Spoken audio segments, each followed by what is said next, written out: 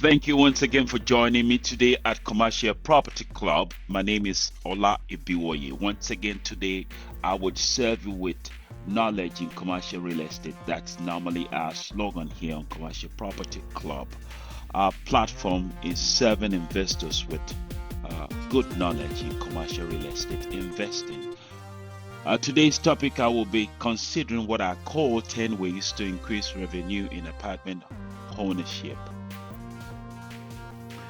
Finding additional ways to increase revenue can have one of the greatest impacts on your net operating income. And being creative here can really pay off in improving the valuation on your portfolio in your apartment investing. It is important to remember someone is actually buying essentially a business, with the operating profits of that business being what the value is based on, which is the revenues that would be generated in the whole investment cycle of the apartment investment. Not the values of the walls or the structures of the apartment building, so to say. So, with that, let's consider the 10 ways to increase revenue in apartment ownership. Number one, raising rents.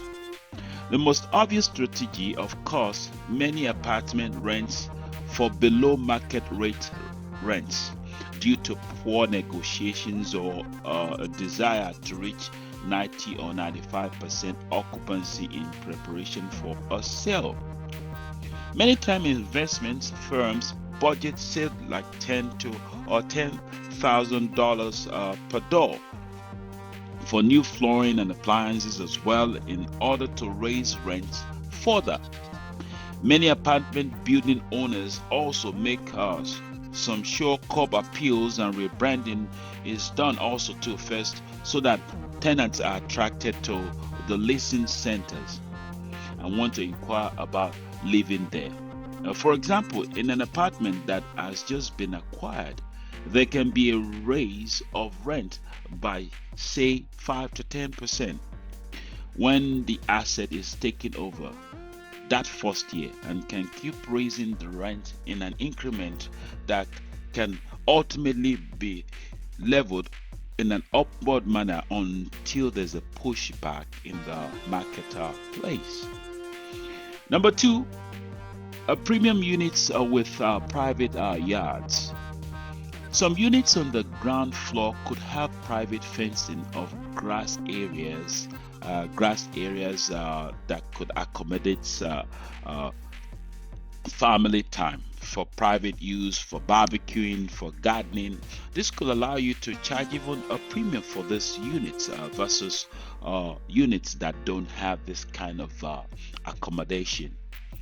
Number three, adding more units. It's possible to get a washer and dryer inside units, so you can charge more rents to turn what is now the laundry facility into one or two more units. Is there a unit or two taken up as a leasing office? That could be also converted also to.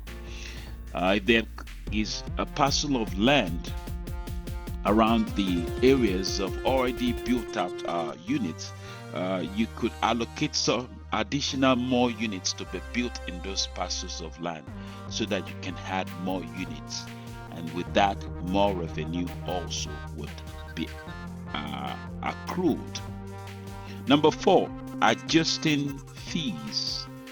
Shopping the competition on what they charge on fees and what you could be charging to ensure you are competitive, but not leaving money on the table, can help boost your net operating income also too.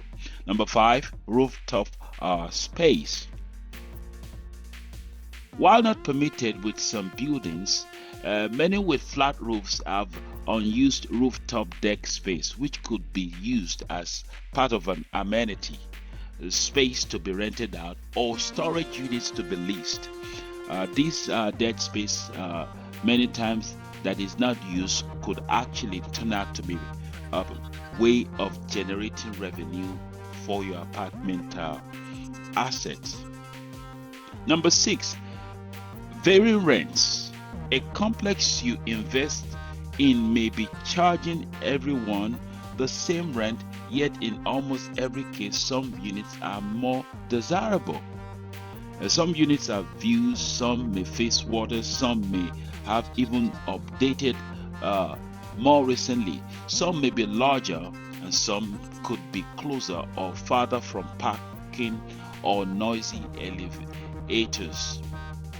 Blending the rents could help you get more total rent out of a property. Play to those who at the end of the day will pay an extra, say like 5 to 7% for little or parking locations that are suitable. Number 7, trash pickups. Many communities offer trash pickups of services, so you don't have to walk your trash to the dump stand, or the handyman on site will simply collect it off the pouch each morning for maybe an extra $5 to $20 per month, to save the tenants time and the hassle of taking their trash to the dump stand. Number 8, utility reimbursement, or the RUVS. If you're paying all bills directly as a property owner, there can be big savings in charging back all the utilities. This can be expensive, but it is often worth doing or converting. Remember, once you make one-off capital expenditure, if it boosts ongoing net operating income, then it could greatly improve the value of your property. And that's what the next buyer will be focused on after things stabilize for, say, they're about 2 to 5 years post enhancements being completed actually. Number 9, co-working and home business spaces.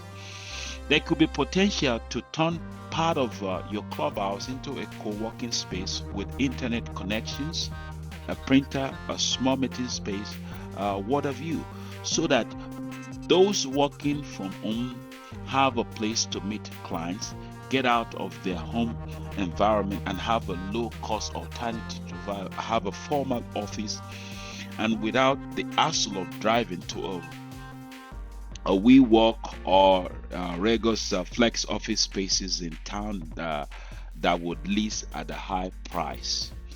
Number 10 is what I call ATM machine.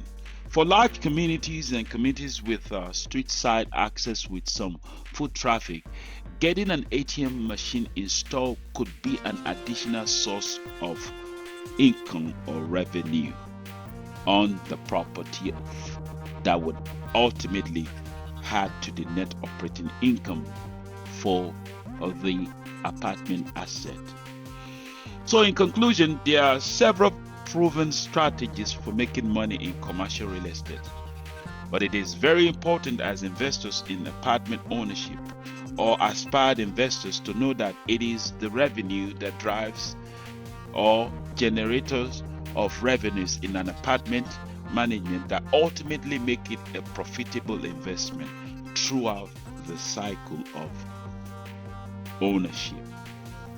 Once again, it's Ola Ibuoye of Commercial Property Club.